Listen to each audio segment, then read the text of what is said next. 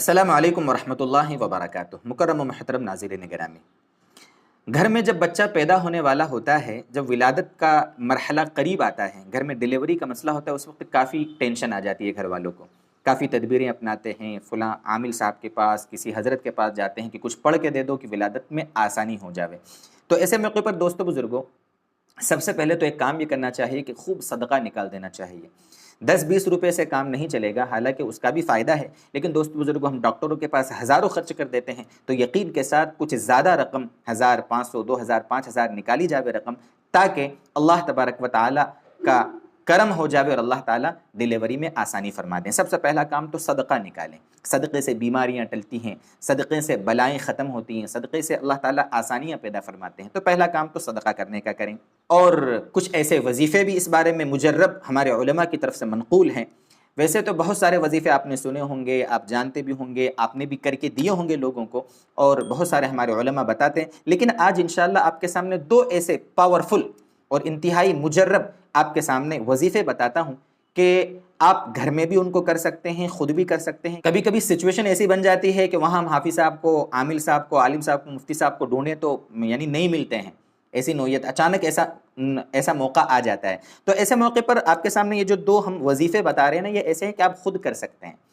آسانی ہے شریعت میں دوست بزرگوں، زبردستی ہم بلا وجہ پریشان نہ ہوں، جو کام ہم خود کر سکتے ہیں، جو عمل ہم خود کر سکتے ہیں، تو دوست بزرگوں وہاں کیوں دوسروں کے محتاج بنیں۔ یہ دیکھیے آپ کے سامنے اسکرین پر ہم جو سورت کے شروع کی 5 آیتیں دکھا رہے ہیں،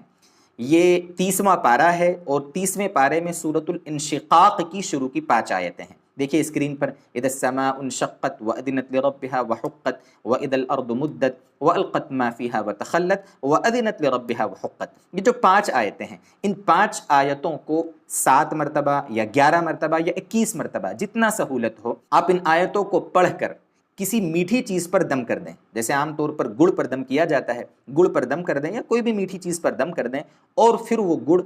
تھوڑا تھوڑا کر کے اس عورت کو جس کی ڈیلیوری ہونے والی اس کو کھلایا جائے، انشاءاللہ اللہ تبارک و تعالی ولادت میں خوب آسانی فرمائیں گے۔ اور اس کے ساتھ ساتھ ایک کام اور کریں، انتہائی مجرب ہے، ہم نے تو جن کو بھی بتایا اللہ تبارک و تعالی نے سب کے لیے آسانیاں فرمائی، وہ یہ ہے کہ اسی 30ویں پارے میں سورہ عبس و تولی کی ایک چھوٹی سی آیت ہے، ثم السبیل یسرہ، چھوٹی سی آیت، دیکھیں آپ آدھی سطر کی بھی آیت نہیں ہے، وہ بھی ہم آپ کو اسکرین پہ دکھا رہے ہیں۔ اس آیت کو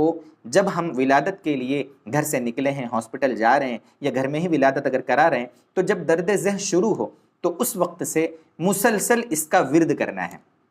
ان گنت بار۔